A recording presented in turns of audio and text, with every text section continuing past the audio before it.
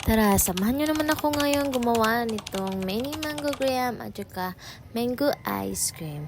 So pagkatapos kong mag-mix ng mixture natin guys, ay ito na yung gagawin natin. Maglagay tayo ng graham, crushed graham sa mga cups. So ito yung unang gagawin natin at ilalagay natin sa cups. Kung nagtataka kayo guys kung bakit isa lang gloves, plastic gloves yung ginamit ko, ay if ma-feel nyo na to or maranasan nyo, ay alam nyo talaga kung anong feeling pag nilagyan ko rin ng plastic cap yung isang kamay ko. Pero at least guys, malinis naman yung kamay ko dahil naghugas ako, then nag-alcohol, you know. So pagkatapos na ay maglagay na tayo ng mangga guys.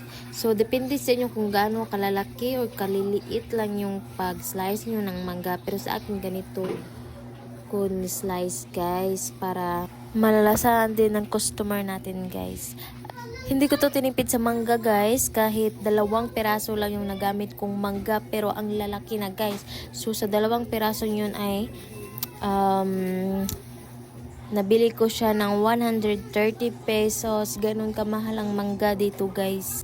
Yes, mahal talaga siya guys pag kanang gwapa pa kayo og naong bak ang mangga. If kanang padung na nga madunot is mao na lang barato, di ba? So ayun guys, nagbisaya na ko. Kagikapoy na ko Tagalog guys. Bitaw uy nga nung magtagalog pa mga pwede man di magbisaya no. So ang iban mong good nga content creator dit kay magbisaya sila nya. Ang uban nagtagalog unsa man jud pwede. So after na malagyan ng manggang first layer natin guys, ay second layer na natin ay lagyan na natin ng cream. So, dapat ganito kadami yung paglagay natin ng cream guys para mabasa talaga yung biskwit. Masarap din naman guys kapag hindi nabasa yung biskwit. Yun nga lang pag ganito na yung ginilagay ko itong sa gitna ay nilagyan ko kasi siya ng buong biskwit, yung square. Kasi nahutdan ako kuan guys, nahutdan ako dugmok ba. Kada Nahudan ako nga graham guys. So nag-order pa ako sa Shopee. So dugay-dugay pa ito maabot. So mauntong nagpalit na ng sakoog kanin graham crackers guys. So napalitan ako sa isinta pero ting mahala. Yang uban sa kaning crackers guys, kaka ko nang gipadugmok sa mangud. So kung gipadugmok kay need sad good namon og dugmok nga graham. So tansya-tansyahin lang natin guys.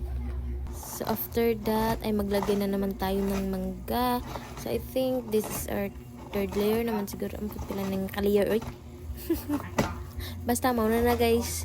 So magbutang na sa tag mangga guys. So sinabi ko nga kanina guys, ngayong ibang crackers natin ay pinadurog ko sa kapatid ko. At ito nga ay nagreklamo na siya kasi baka matagalan pa guys. Baka mabutan pa kami ng Pasko. Katapos na malagyan lahat ng mangga guys, so ang gagawin natin, ito na yung pinakalas na ilalagay natin. So maglalagay na tayo ng another cream. So ito na yung panglas guys. So dito nga part na to guys ay medyo nahirapan ako sa kalisod.